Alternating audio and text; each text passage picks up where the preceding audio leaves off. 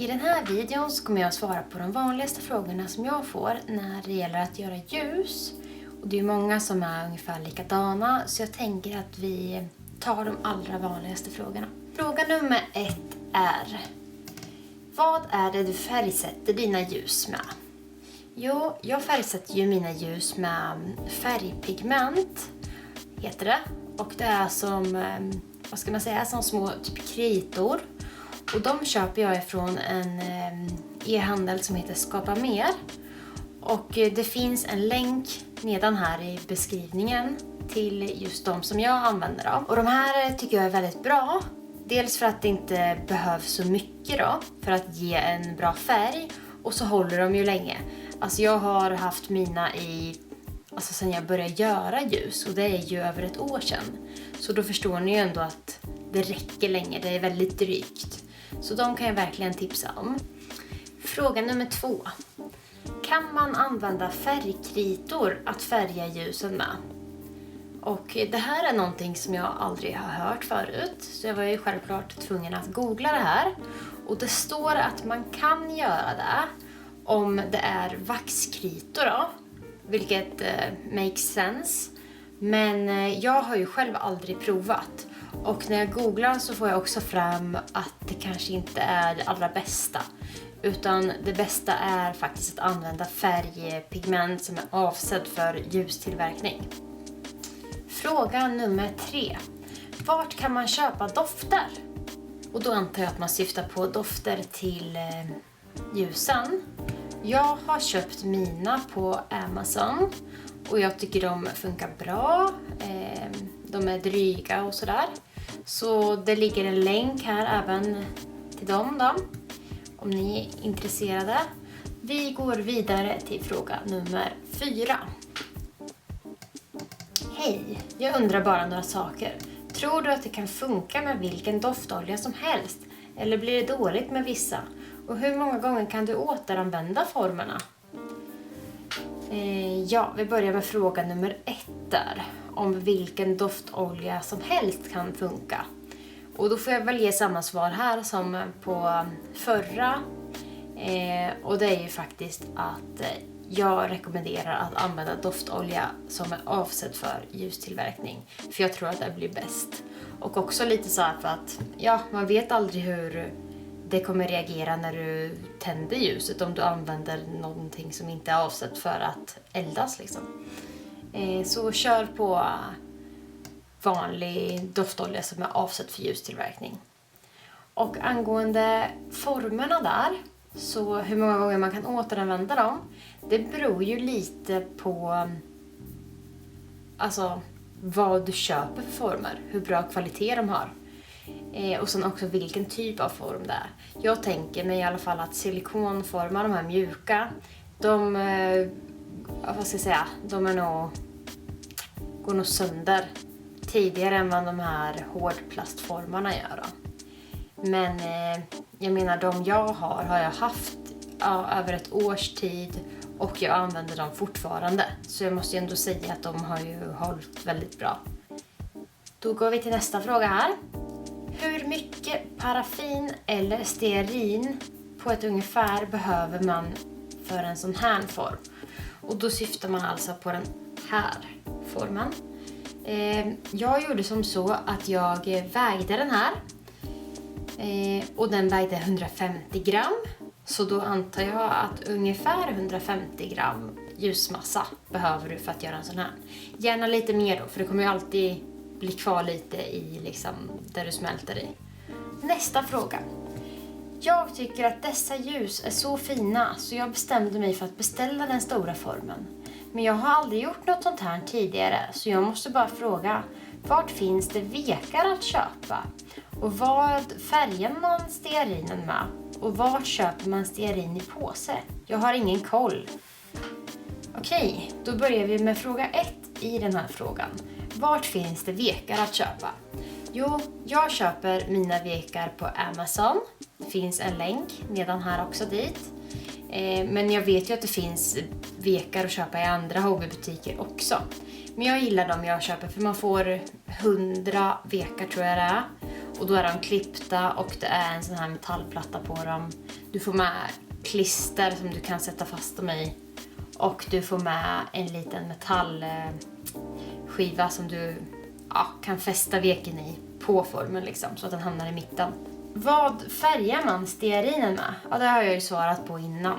Så det är helt enkelt pigment då, som är avsett för ljustillverkning. Var köper man stearin i påse? Samma sak där. Jag köper mitt på Amazon. Länk nedan. Men det finns ju även på andra hobbybutiker. Eller så kan man göra så att man köper till exempel kronljus. Smälter ner dem själv. Och så har du stearin. Ett litet tips. Nästa fråga. När jag gör mina ljus så rinner det ut extremt mycket stearin ifrån hålet där veken går igenom. Jag ser på din att det inte har runnit igenom någonting. Hur har du gjort hålet? Min är näst intill exakt som veken, men ändå rinner det ut. Har du något tips? Ett tips jag har där är väl att verkligen inte försöka göra hålet så stort, utan bara göra så att veken går igenom. Jag läste även, jag vet inte om det var på Facebook eller något i någon grupp, att man kan försöka bränna ett hål genom att värma upp en nål så att du liksom bränner igenom silikonet istället för att sticka igenom nålen. För att då kommer det inte spricka liksom. Men jag har en form där det har blivit så här också, att det rinner igenom mycket. Och ett tips jag kan ge dig när det väl har blivit så, det är att när du ska hälla i liksom ljusmassan i formen, att du bara häller i lite, alltså vad ska jag säga, 1 centimeter eller någonting, och låter det stelna helt och hållet. För då kommer det göra så att resten inte rinner igenom. Jag hoppas att du förstår vad jag menar. Då har vi en till fråga här ifrån Bengt Suni. Jag stöpte röda ljus, men det blev en vit hinna längst upp. Vad beror detta på? Oj, jag vet faktiskt inte vad det beror på. Men jag misstänker att du menar att det har liksom blivit en ojämn yta på ljusen. Och det har hänt mig också, många gånger.